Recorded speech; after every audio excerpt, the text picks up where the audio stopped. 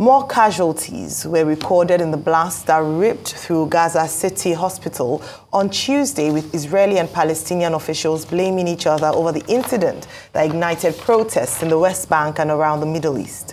The death toll is now reported to be over 200. Health authorities in the Hamas-ruled Gaza Strip said that an Israeli airstrike caused the blast, while Israel's military attributed it to a failed rocket launched by the Palestinian Islamic Jihad militant group. The blast was the bloodiest single incident in Gaza since Israel launched a bombing campaign to retaliate to an October 7 Hamas assault on southern Israeli communities that killed 1,300 people. The strip is 45 kilometers long, that's 25 miles. It's an enclave and home to 2.3 million people. The blast took place on the eve of a visit by U.S. President Joe Biden to Israel to show support for the country in its war with Hamas, the Islamist group that rules the Gaza Strip, and to hear how Israel plans to minimize civilian casualties. In the meantime, Hamas chief Ismail Haniyeh calls for a clear condemnation of this bad massacre, in his words, after alleged Israeli airstrikes on a hospital compound in the Gaza Strip killed hundreds. Israel's army has blamed a rocket misfired by militants in Gaza, but Hamas insisted that it was Israel that fired rockets into the hospital. Meanwhile, U.S. President Joe Biden said he was outraged by a deadly explosion at a Gaza hospital and had told security advisors to gather more details. Hamas has blamed Israel for the strike, while Israel says a rocket misfired by Islamic Jihad Palestinian militants was responsible. Biden said he had spoken to Jordan's King Abdullah II and Israeli Prime Minister Benjamin Netanyahu immediately upon hearing this news. He added that he had directed, in his words, his national security team to continue gathering information about what exactly happened. The United States stands unequivocally for the protection of civilian life during conflict, and we mourn the deaths, the patients, medical staff, and other innocents killed or wounded in this tragedy, end of quote. Biden had also been due to visit Jordan, but the visit was cancelled after the hospital strike, in which Gaza officials say more than 200 people were killed. Palestinian President Mahmoud Abbas says he agreed with Egypt and Jordan to cancel the four-way summit that was supposed to include him, Jordanian King Abdullah II, and Egypt's president with American President Joe Biden. News of a strike on a Gaza hospital that killed hundreds of people, for which Hamas blamed Israeli strikes, while Israel said it was caused by a rocket misfired by militants in Gaza, sparked frenzied speculation about whether Biden would actually travel. For more on the conflict in the Middle East, we now join Arise chief correspondent John Cookson in Tel Aviv, Israel. Good morning, John. Thank you for joining us on the morning show. Good morning.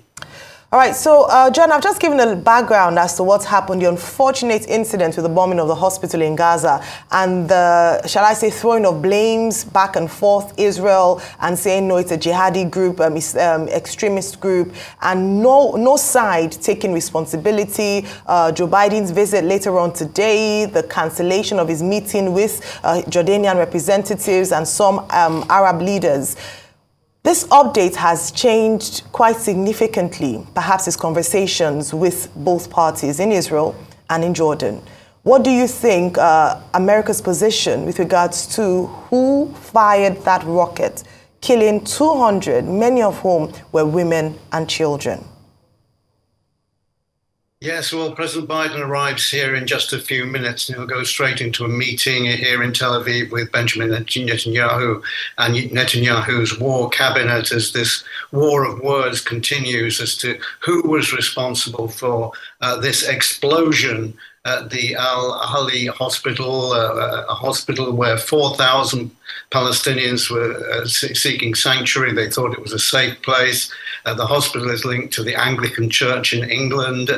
They never dreamt in their wildest dreams that this would come under attack. The Israelis are denying absolutely it was one of their rockets, and if indeed it was one of their rockets, that will be in total breach of the Geneva Convention and amount to a massive war crime. The Israelis are claiming that, in fact, it was a misfired rocket fired by another Palestinian group, the Palestinian Islamic Jihad in Gaza. And I have seen footage of a rocket being fired from Gaza, not reaching its trajectory and then tumbling back to earth. And this is what the Israelis say is the lie, that in fact this is what really happened. Look, the truth is we don't know right now. All we do know is that hundreds of innocent men, women and children, entire families who were sheltering together, have been wiped out last night, and this comes ahead of a presidential visit, and the immediate impact is, as you say, the cancellation of Biden's summit with Arab leaders, which was supposed to take place after meeting with Netanyahu. So it's a complete maelstrom that Biden is flying into. As we discussed yesterday, it's a dangerous mission for him politically, and also, you know, every terrorist in the Middle East knows that where Biden will be today. And here in Tel Aviv, at least, people are fearing that the city will come under a wave of rocket attacks. So a very difficult scenario. And as I say, this conflict as to who was responsible. I have to say that the Arab media this morning, including the mainstream Arab media, Al Jazeera Arabic, is saying that it was an Israeli rocket. But until the investigation is over, we just don't know. And I would just tell our Rise viewers to keep an open mind for the time being until the facts are established. Well, John, good morning again. Now, quickly, I like the point you made that, look, there have been violations of the Geneva Convention, the 4 conventions of 1949. Before then, the Hague Convention of 1899 and 1907. The principle of which is that, look, even when there is war, you are not allowed to behave like a barbarous collection of persons. Both parties are guilty. Is there any hope that anybody will be tried for war crimes in this current situation in the Middle East? Is the world at that stage where we go back to 1945 to 1948, after our Second World War, when we had the Nuremberg trials, and we also had the Tokyo War Crimes Tribunal? Do you think that there's still that possibility that in this conflict, where everybody is behaving badly, anything will be done? The reality is, I'm sad to say, no. I mean, people have been tried for war crimes in the past. The most recent ones I can think of would be the leaders of the former Yugoslavia. A Serb leader was tried. But look, the problem with war crimes tribunals is that you have to have the accused in court. And very often the accused, for example, once thinking of the future, perhaps President Putin, would never be extradited to the War Crimes Tribunal. That's the reality.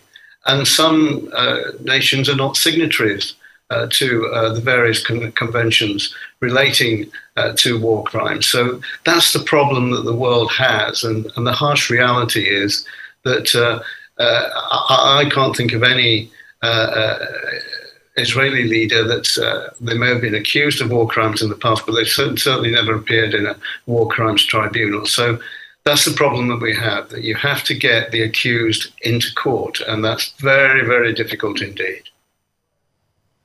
All right. Let's go back to this issue. I mean, you are on ground in Tel Aviv. What's always the modus operandi for a reaction to a missile strike that will lead to such a colossal damage? Because the argument has always been, even if Israel have been having airstrikes, but one single incident killing 500 people, what do we not understand about what happened? At the moment, we don't understand who was responsible. It seems according to one side, that it was an Israeli airstrike. The Israelis are denying that completely and blaming another Islamic group. The mood here in Israel is that, they listen to the leadership.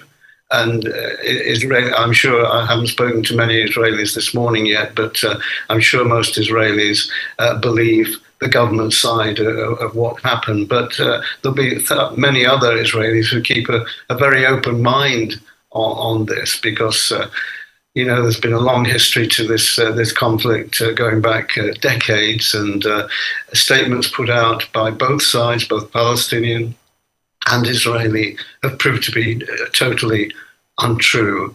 So the mood in Israel at the moment is more perhaps of trepidation as to what might happen next, more concern for families here. For example, if Hamas launch a range of rockets on cities like Tel Aviv, or Hezbollah join in the conflict from southern Lebanon, I think ordinary Israelis are more concerned with, obviously, with their own families and their own lives and their own safety here. I think that will be a fair assessment of the general mood right now. They will be boosted by Biden's visit, which is seen as a great endorsement of what Netanyahu is planning, which maybe the ground offensive will get underway very soon. Although, if it's shown in the next 24 hours or so that it was an Israeli rocket which devastated the hospital, that could be a game changer, because in world opinion, the world opinion in favor of Israel could well change in the next 24 hours if clear evidence is given that it was an Israeli rocket, and that might cause a pause in whatever plans that Israel has. But look, we're in a very, very dynamic situation at the moment. No one knows quite what the result of the Biden visit will be. He has to try and persuade the Israelis to open up a humanitarian corridor in Gaza, and there's some hint today that the Israeli army is prepared to do that. It's a town called Al-Mawazi, which is in the Gaza Strip, but not too far from Khan Yunis, another safe zone. And as we discussed yesterday, Biden might have some success in getting the Rafah crossing opened and to allow vital medical supplies and food to get into Gaza. That will be a major achievement by Biden. That's not to say the hundreds of trucks that are waiting on the other side of the border in Egypt will be a light bulb moment. It won't change dramatically the lives of people in Gaza, because whatever the trucks have got on board, Gaza actually needs 100 times what the trucks have. It will be a limited supply, limited relief, perhaps for one or two hospitals. And the other problem is that once the trucks are in Gaza, the roads are turned to rubble. So how are they going to head north to hospitals in the north, like the one that was attacked last night? So very, very difficult situation. Having covered conflict in this region for a few years now, I can't remember something as brutal, as horrific as what we're seeing on the ground in Gaza at the moment. Well, thank you very much, John. Indeed, it is horrific, and we're hopeful that conditions will improve following the visit of US President Joe Biden. And we look forward to getting updates from you following his visit. Thank you.